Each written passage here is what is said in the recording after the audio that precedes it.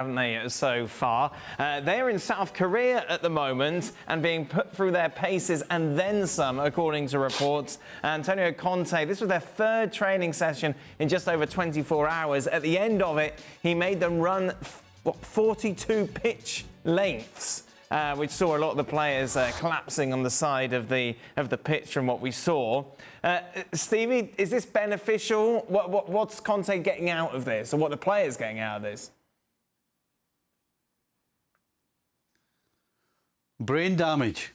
That's what they're getting at it. 3 times, I mean, this is mad. I'm sorry, this is madness. This 3 times a day nonsense and running 42 lengths of the pitch at the end of the day on your third. I'm sorry. There's one thing to get your players fit, but there's another thing to try and break them, because that kind of seems to me what's happening here. I don't understand that whatsoever. I never have understood it. There's 3 times a day and this completely annihilating players. But who you don't have to do that. But Stevie, who are we to argue when everybody does things differently? It worked at Juventus, it worked at Chelsea when he was there, it worked at Inter Milan, and certainly Tottenham have improved in his time there. They got in the top 4. They were nowhere near getting in the top 4. So, I mean, I get it. I would hate it if it was me and I was having to do the 42 lengths, and I used to hate that kind of stuff. But I mean, who are we to argue? He's had success. Well, I know he has, but I mean, we're always talking about the whole package here. It's not just about being 100% fit.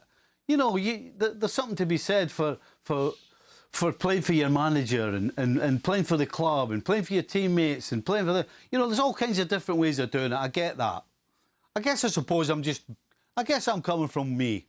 I would be talking to the managers, you know what I'm saying? What's good? I want to know how this is good for me. That you're running the guts out of me to the point where I'm lying on the ground, maybe spewing my ring up, and I feel as though I just want to go to sleep and never wake up.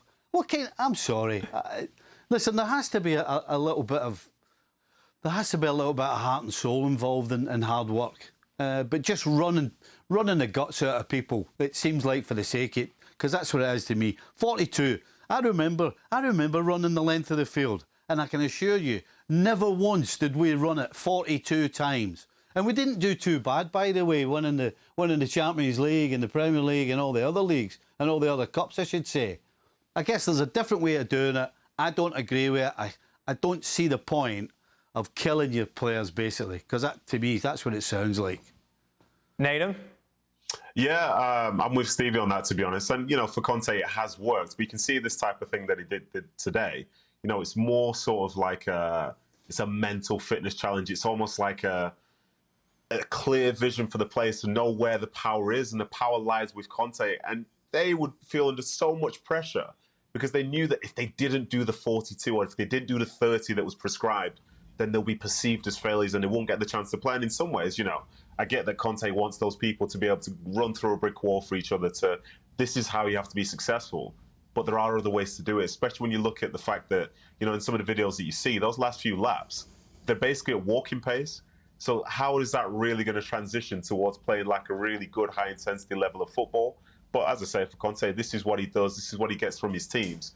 But my only sort of like bit of caution with this is that when I've seen managers in the past who come in with these big extremes, these big mental tests and so on, and, you know, they're clearly the number one, they're the most powerful person. When results don't go well on the field, all of a sudden those methods don't get looked at in the same way. People start to respect them less. And as a consequence, that sort of like mutiny or rebellion is far greater than managers who, you know, do things in a slightly different manner. Because when it is an extreme, before you know it, like, people start wondering what's the point. And I think for Spurs, fair play to them for crossing the line and doing it together and sticking together as a team. But in the grand scheme of things, is that going to be the defining factor in them being successful going forward? Who knows? Thanks so much for watching ESPN on YouTube. And for more sports highlights and analysis, be sure to download the ESPN app. And for premium content and live streaming, subscribe to ESPN Plus.